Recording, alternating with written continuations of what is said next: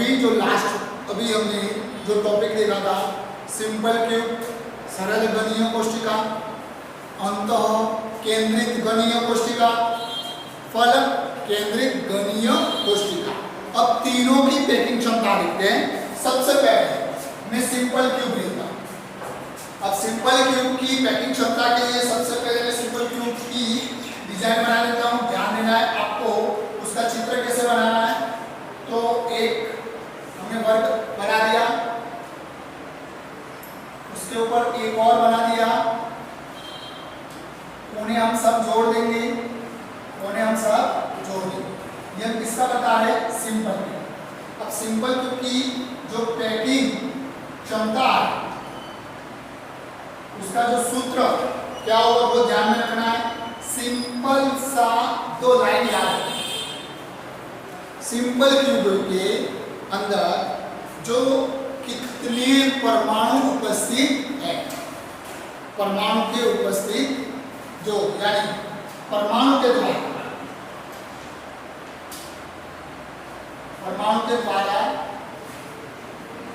घेरा गया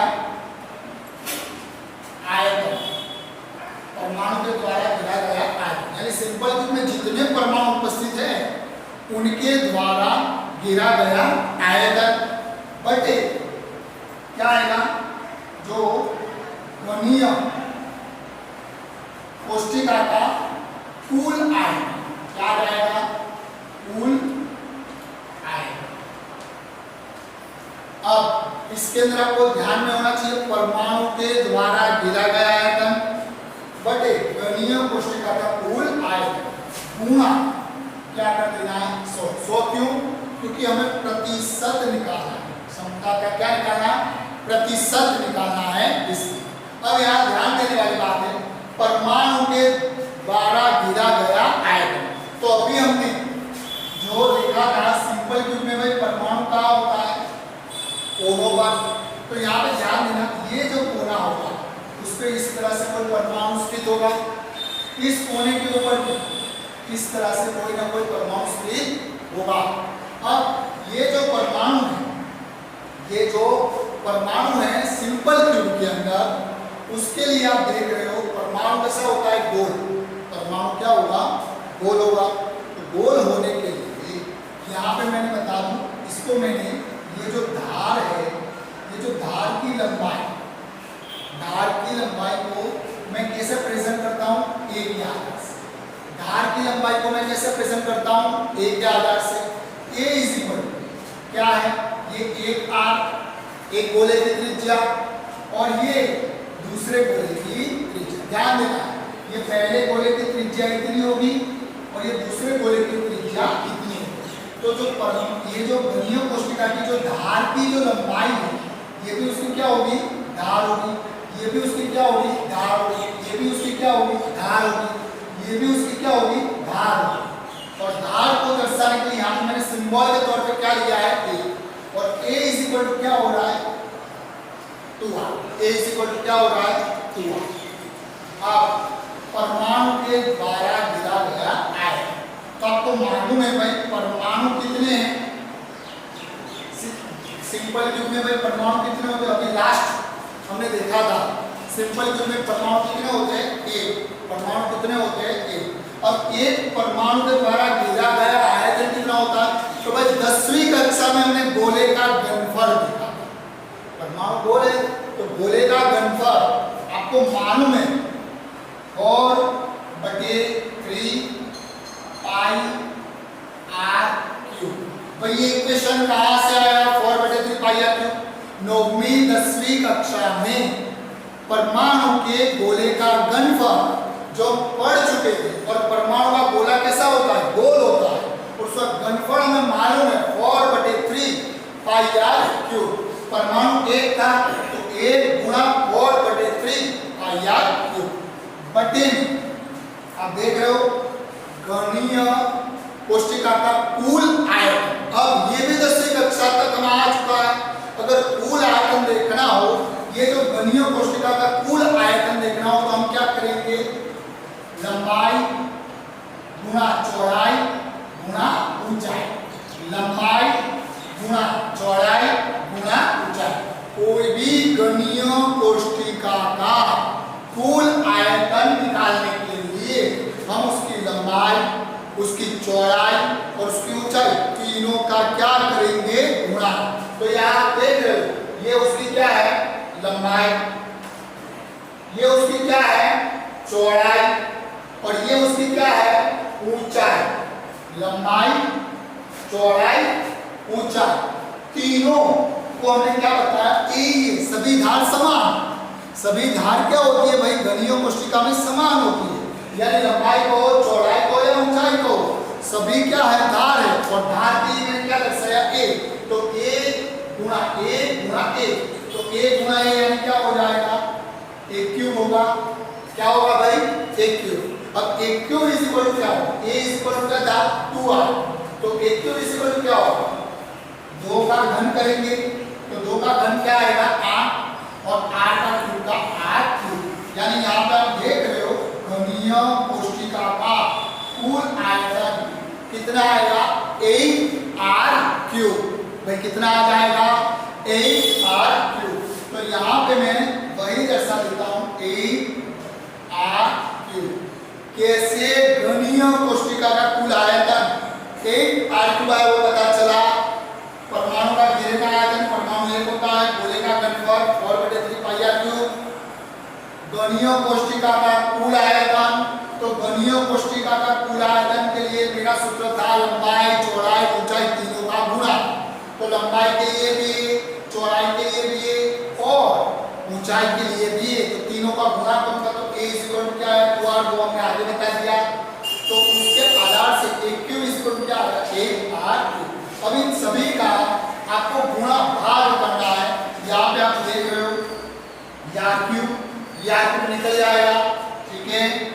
अब यहाँ पे आप देख रहे हो, ये 3 बटे में था, तो इस तरह से मैंने और गुणा 3.40, ये पाई की वैल्यू मैंने कितनी ली, 3.40 बटे में कितना आएगा, 8 गुणा कितना आएगा, ये 3 बटे में आ जाएगा, गुणा क्या कर देना है, 100। तो जो आपका जो आंसर आ जाएगा 52.3637, यानी कि सिंपल क्यूब, अगर सिंपल क्यूब होगा तो गोलों के द्वारा उसका घेरा गया आयतन, गोलों के द्वारा उसका घेरा गया आयतन कितना होगा, 52.36%।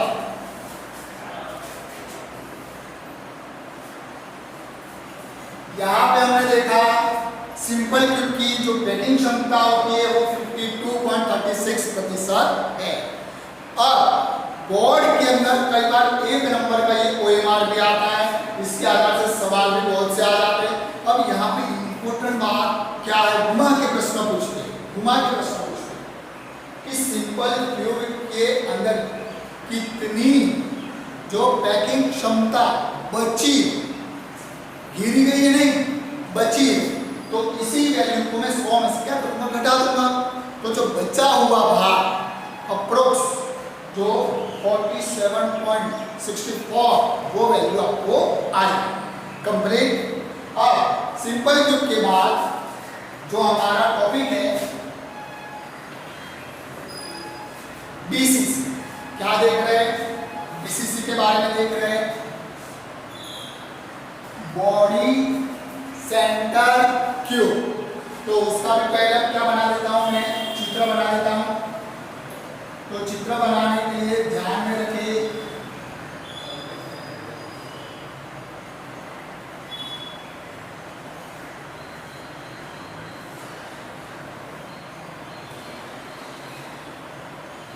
ये गणीय कोष्ठक। अब ध्यान देने वाली बात, मैंने दोनों एक साथ इसलिए रखा आपको थोड़ा और अच्छे से समझ में आए। सिंपल क्यूब में हमने केवल धार की लंबाई ली थी, क्यों, हमें कोनों को कवर करना था इसलिए। अब जबकि BCC के अंदर, BCC की परिभाषा क्या थी, कोनों पर भी परमाणु का और बॉडी के सेंटर में, यानी कि कोशिका के मध्य में। तो ये कोशिका का क्या है, मध्य, उस मध्य को मैं क्या नाम दे रहा हूँ, C नाम दे रहा हूँ, मध्य को मैं क्या नाम दे रहा हूँ, C। मुझे इस धार की लंबाई पीले रंग से जोड़ रहा हूँ, जो मैं पीले रंग से धार जोड़ रहा हूँ, उसकी मुझे लंबाई ज्ञात करनी। अब ध्यान में देने वाली बात है, यहाँ पे परमाणु किस तरह से होते हैं। तो परमाणु की अगर बात हो तो हमने देखा था परिभाषा के अंदर बीसीसी के अंदर कोनों पर एक परमाणु होगा, तो ये कोनों पर क्या परमाणु एक लगा दिया, और एक कहाँ होता है मध्य, कहाँ होता है मध्य। यही डिजाइन क्यों बनी वो पता चला पहले तो बच्चों, कोनों पर परमाणु होता है तो मैंने कोनों पर स्थित कर दिया, और एक सेंटर में होता है इसलिए मैंने नाम स्थित कर दिया सेंटर। और ध्यान देने वाली बात है यहाँ पे भी जो क्षमता का जो सूत्र होगा, क्षमता का सूत्र क्या आ जाएगा, वही परमाणु के द्वारा घेरा गया आयतन। मैं शॉर्ट में लिख रहा हूं, आप थोड़ा समझ जाइएगा, आपको पूरा लिखना है। परमाणु के द्वारा घेरा गया आयतन बटे घनीय कोशिका का कुल आयतन गुणा 100। ठीक है, ये हमारा सिंपल सा सूत्र है। अब परमाणु के द्वारा घेरा गया आयतन कितना है, मैं हम जानते हैं बीसीसी बॉडी सेंटर क्यूब, जिसमें परमाणु की संख्या कितनी थी, 2 थी। परमाणु की संख्या कितनी थी, 2 थी। 2 गुणा और गोले का घनफल वो कितना है 4/3 पाई आर क्यूब। चलो अब हमें निकालना है कुल आयतन। तो कुल आयतन के लिए मुझे धार की लंबाई चाहिए बीसीसी की, बीसीसी में भिन्न होगी तो बीसीसी में मुझे ए की वैल्यू लानी पड़ेगी। जैसे यहाँ a इक्वल टू क्या था 2r, वैसे यहाँ a इक्वल टू 2r होगा नहीं, a की वैल्यू लानी पड़ेगी। अब a की वैल्यू लानी पड़ेगी, यहाँ पे आप देख रहे हो मुझे c की वैल्यू मालूम है, c की वैल्यू मुझे मालूम है। ये जो c की जो धार थी, ये जो पीले रंग से मैंने दर्शाई धार c, उस c की धार की लंबाई मुझे मालूम है कितनी है 4r। भाई कैसे 4r है, तो ये एक गोले की त्रिज्या यानी कि 1r, ये दूसरे गोले की त्रिज्या यानी 2r, और ये पूरा गोला यानी कि उसकी दोनों साइड की त्रिज्या यानी 2r, यानी कुल मिलाकर ये r। समझ में आया, कितने हुए 4r, ये एक r, ये दूसरा r, ये तीसरा r और ये चौथा r। तो c इक्वल टू क्या होगा 4r, c इक्वल टू क्या होगा 4r। अब हमें c की वैल्यू जो हमें तो कौन सी वैल्यू लानी थी, a की वैल्यू लानी थी। हमें वैल्यू किसकी लानी थी, a की वैल्यू लानी। तो उसके लिए मैं पाइथागोरस का प्रमेय के आधार से जाता हूँ। ध्यान देना यहाँ पे ये जो परमाणु है यहाँ पे एक और मैं धार अपनी आवश्यकता से बना रहा हूँ, अपनी आवश्यकता से बना रहा हूँ, और अपनी आवश्यकता से बना रहा हूँ उसके लिए उसका नाम मैंने क्या दिया है b, क्या दिया है b। अब पाइथागोरस का प्रमेय में लगा रहा हूँ, ध्यान देना मैं पूरा नहीं लिख रहा हूँ, बाद में आपको पीडीएफ भेज दूंगा। b, अब ये जो धार है उसके पास की दोनों की धार यानी एक ये और इस धार की लंबाई तो क्या थी a, जो हम पहले पढ़ चुके हैं। गणीय कोशिका की धार की लंबाई क्या होती है a, तो ये जो धार थी तो a, ये भी जो धार थी गणीय कोशिका की थी इसलिए a। ये गणीय कोशिका की धार नहीं थी जो हमने ब्लू अक्षर से बताया, वो गणीय कोशिका की वो तो हमने खुद बनाई, इसलिए उसका नाम उसकी धार की लंबाई मैंने क्या चुनी b चुनी। ये तो गणीय कोशिका थी इसके लिए क्या आएगा a। तो पाइथागोरस प्रमेय के आधार से ऐसा कह सकते हैं b स्क्वायर, इसका अगर स्क्वायर होगा तो a square plus a square, ये पाइथागोरस के प्रमेय के आधार से आ जाएगा कि नहीं आ जाएगा, b square is equal to पास की दोनों बाजू का वर्ग होगा a square plus b square. तो इसके आधार से मैं बता सकता हूँ b square is equal to क्या होगा 2a square. Therefore, b is equal to क्या होगा अंडर रूट 2a, क्या आ जाएगा अंडर रूट 2a। चलो कंप्लीट हो गया। अब ये किसकी बात थी, b की बात थी। अब हमने वैल्यू किसकी लानी है, हम c की लानी है। वैसे ही हम ये किसकी वैल्यू आ गई b, ये किसकी वैल्यू आ गई b की। या फिर ऐसा भी कह सकते हैं हम बी स्क्वायर की वैल्यू रखते हैं, इसकी वैल्यू रखते हैं बी स्क्वायर। अब ध्यान देना है मुझे वैल्यू ए की लानी थी, इसलिए ये सब मैं कर रहा हूं। अब ये जो धार है ए, ये दूसरी अपनी ब्लू अक्षर वाली, और ये सी। अगर मुझे सी स्क्वायर लाना है, क्या लाना हो, सी स्क्वायर की वैल्यू लानी है, तो सी के पास पास की दोनों बाजू कौन सी है, एक तो ये धार और इस धार की लंबाई क्या थी ए, इस धार की लंबाई क्या है ए, तो उसका मान आएगा, उसका मान क्या आएगा ए स्क्वायर। और इस धार का भी, ये जो सी वाली जो धार की आप देख रहे हो, ये जो सी वाली धार की मुझे वैल्यू निकालनी है, और ये सी वाली धार की मैं वैल्यू निकालने के लिए, सी वाली धार की वैल्यू निकालने के लिए पास पास की दोनों धार का क्या करूंगा वर्ग, तो ए वर्ग कर दिया, और बी की वैल्यू क्या थी 2a स्क्वायर, क्या होगा 2a स्क्वायर। तो c square is equal to क्या हो गया 3a square. Therefore c is equal to क्या होगा √3a। समझ में आया भाई, ये इतनी गणपत्र हमने क्यों कुल आयतन के, देखो मैं दोबारा बता दिया। सबसे पहले मैंने आपको बता दिया c इज इक्वल टू क्या था 4 जो आपको दिख ही रहा था। आप वीडियो को वापस से जो उस तरह से भी करके देख सकते हो। c इज इक्वल टू क्या था 4 हमने क्या निकाला बी स्क्वायर क्यों निकाला, c की ये वैल्यू लाने के लिए मैंने अलग से एक धार रखी b, और अलग से ये जो b धार रखी उसके लिए ये जो पाइथागोरस का प्रमेय अप्लाई किया, जो कोना का वर्ग इज इक्वल टू पास पास की दोनों बाजू का वर्ग। तो स्क्वायर प्लस स्क्वायर किया तो b square equal to 2a square आया, और मुझे क्या लाना है सी स्क्वायर की वैल्यू, क्योंकि मेरे पास c की वैल्यू थी तो मैं सी स्क्वायर की वैल्यू ला रहा हूं। तो सी स्क्वायर की वैल्यू लाने के लिए यानी इसका वर्ग करूंगा तो पास पास की दोनों बाजू का भी क्या हो जाएगा भाई, तो एक बाजू की धार की लंबाई थी b, एक बाजू की धार की लंबाई थी a, तो क्या हो गया a स्क्वायर और b स्क्वायर की वैल्यू क्या थी 2a स्क्वायर, तो वो लिख दिया। तो सबका जोड़ करूंगा तो क्या आएगा 3a स्क्वायर, तो c की वैल्यू क्या आएगी 3। देयरफॉर मैं यू भी ऐड कर सकता हूं, c की एक और वैल्यू है अपने पास और r, क्या है 4r, तो मैं इसके आधार से ऐसा लिख सकता हूं √3a is equal to 4r। अब यहाँ पे a को इक्वेशन का कर्ता बना दो तो क्या आएगा 4r अपॉन √3। ये सारी गणमत यही a की वैल्यू ज्ञात करने के लिए हमने की। ये सारी गणमत हमने क्यों की, ये a की। अब यहाँ पे c की दो वैल्यू होगी हमारे पास, c की दो वैल्यू जिसमें एक में a आ रहा है तो ही को हम इक्वेशन का कर्ता करेंगे, इसीलिए ये सब मेथड हमने अप्लाई की कंप्लीट। यहाँ पे ही क्यों लाइन जोड़ी वो भी मैंने आपको आगे समझाया, बॉडी का सेंटर था इसलिए complete. a is equal to क्या आएगा 4r बटे √3।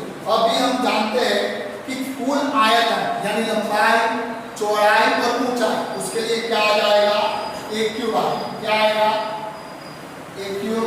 तो a क्यूब लाने के लिए मैं क्या करूंगा 4r बटे √3 होल, क्या कर दूंगा होल 4r बटे √3 होल क्यूब। तो यहाँ पे कुल आयतन मैं रख रहा हूं, ध्यान देना है 4r अपॉन √3 होल क्यूब गुना 100। अब इसी इक्वेशन को मैं थोड़ा अपने विस्तृत में लेते सॉल्व कर देते हैं, तो 2 गुना 4 गुना पाई गुना r क्यूब, और ये जो 3 था उसको मैं कहाँ ले जा रहा हूँ बटे, कहाँ ले जा रहा हूँ बटे। जब ये काउंट छूटेगा, जब ये काउंट छोड़ेंगे तो 4 का घन यानी 4 का घन की जगह 4 गुना 4 और r का घन यानी क्या हुआ r क्यूब, और ये बटे बटा था तो वो कहाँ जाएगा ऊपर चला जाएगा, कहाँ चला जाएगा अंश में चला जाएगा। √3 का घन होगा भाई, √3 का घन क्या होगा √3 गुना √3 गुना √3। तो √3 गुना √3 में 3 भी लिख सकता था, लेकिन आपको समझ में आसानी रहे इसलिए मैंने इस तरह से लिखा। अब गुणा क्या करना है 100, गुणा क्या करना है 100। इसका जब आप आंसर निकालोगे 68% आएगा। इसका आंसर कितना आ जाएगा 68% आएगा। यानी हम ऐसा कह सकते हैं बीसीसी के अंदर जो पैकिंग क्षमता होती है वो कितनी होती है 68% होती है। तो बीसीसी की घनीय कोशिका में परमाणु के द्वारा कितनी जगह रिक्त रहती है 32%। कितनी 32%। कितनी घेरी जाती है 68%। ये पोर्शन में क्यों किया वो बस केवल आपको समझ में आना चाहिए। एक ही वैल्यू लाने के लिए, एक ही वैल्यू लाने के लिए मैंने सी की 2 वैल्यू तय की और दोनों वैल्यू को मैंने समान रखा, उसमें एक को इक्वेशन का करता गया जिसमें पाइथागोरस का प्रमेय लगाया। सबसे पहले सी स्क्वायर निकालेंगे, उसके बाद बी स्क्वायर निकालेंगे। यहाँ पे सबसे पहले अपने आधार से बी लिया, अपने आधार से वैल्यू निकालने के लिए, यानी ये चीज आपको ध्यान में रखनी पड़ेगी। अब जो तीसरा है वो हम देख लेते हैं।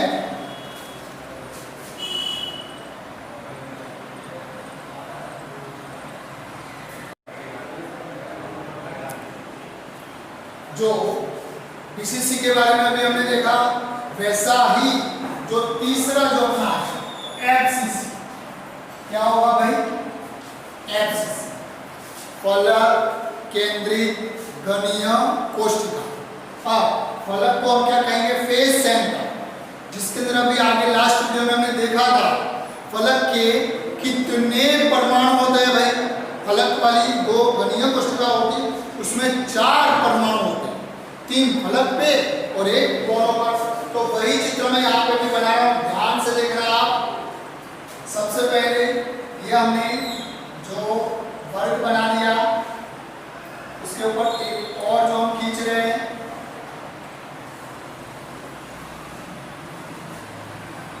यहाँ पे फलक का केंद्र यानी फलक का जो सेंटर होगा। तो भाई ये जो आपकी एक फलक मैं पीक रंग से जो उसको गाढ़ा कर रहा हूं, या ये क्या है फलक, और ये फलक का सेंटर कहाँ है भाई यहाँ पे।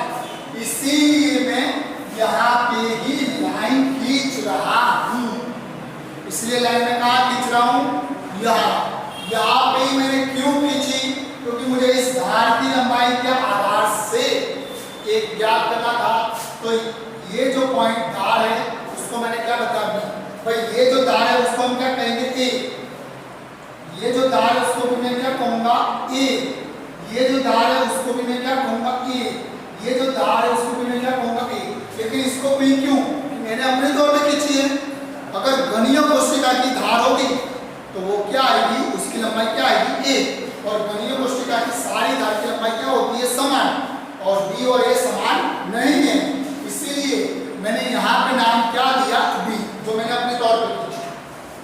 अब ध्यान देना यहाँ पे किस तरह से परमाणु आएंगे। तो यहाँ पे ध्यान दो, यहाँ पे मैं कितना परमाणु कर देता हूँ, एक पूरा परमाणु बना देता हूँ। यहाँ पे कोनों पर एक और इस तरह से आया है। तो यहाँ पे आप देख रहे हो बी इज इक्वल टू कितने आर हो जाएंगे, और अब जैसे आगे समझाया था ये परमाणु की एक त्रिज्या, ये परमाणु की एक त्रिज्या, और इस परमाणु की टोटल कितनी त्रिज्या होगी 2। तो ये 2r 3r और 1 4। b इज इक्वल टू क्या होगा 4r। पाइथागोरस का प्रमेय लूंगा b square is equal to क्या होगा, ये b का वर्ग क्या होगा a square plus a square. ये जो धार है पाइथागोरस के प्रमेय के आधार से अगर इसका वर्ग लूंगा तो इसके पास की दोनों बाजू का क्या होगा, तो उसकी पास की बाजू क्या थी a थी, और इसकी भी पास की बाजू क्या थी a। तो b square is equal to क्या आएगा a square plus a square. तो b square is equal to क्या होगा 2a square. Therefore b is equal to क्या होगा √2a। क्या हो जाएगा √2a। यहाँ पे ये जो b की जो दोनों वैल्यू है उसको मैं क्या कर देता हूँ, जोड़ देता हूँ। तो यहाँ पे ऐसा आ जाएगा √2a is equal to 4r। Therefore a is equal to क्या होगा 4r/√2। तो उसका जो हम करें तो 4 को मैं यूं डिवाइड कर रहा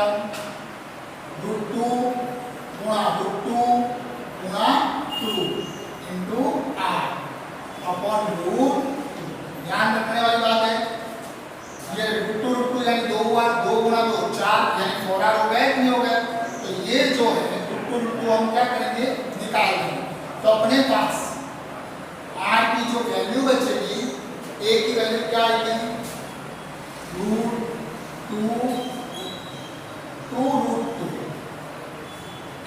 क्या आ जाएगी, 2√2r, 2√2r, इसकी वैल्यू आ जाएगी a। अब वही जो हमारा क्षमता का जो सूत्र था वो हम लगा रहे हैं। भाई क्षमता का सूत्र क्या था, परमाणु के द्वारा घेरा गया आयतन बटे कुल गणीय कोष्ठिका का कुल आयतन, वहां क्या करेंगे 100। अब बीसीसी में कितने थे, 2, और एफसीसी के अंदर परमाणु कितने होते हैं, 4, 3 अलग पे और 1 कोनों पर, तो कितने परमाणु होंगे, 4 गुना। अब गोले का घनफल का सूत्र बोला था तो 4 बोले, अब गोले का जो आयतन यानी घनफल कितना होगा उसका आयतन निकालने के लिए सूत्र 4/3 πr3 कुल आयतन।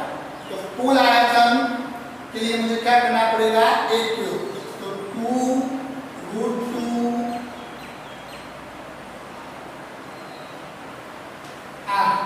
होल क्यूब, 1 क्यूब कर दिया।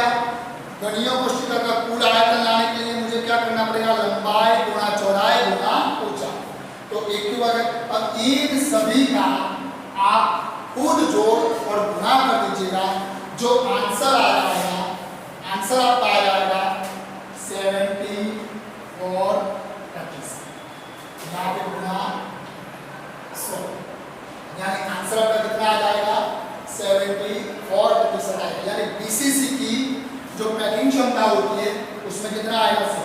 ये दोनों आप आगे पीछे देखोगे तो समझने में क्या हो जाएगी, बहुत ही आसान। आशा रखता हूँ ये जो टॉपिक है आपको कंप्लीट हो जाएगा।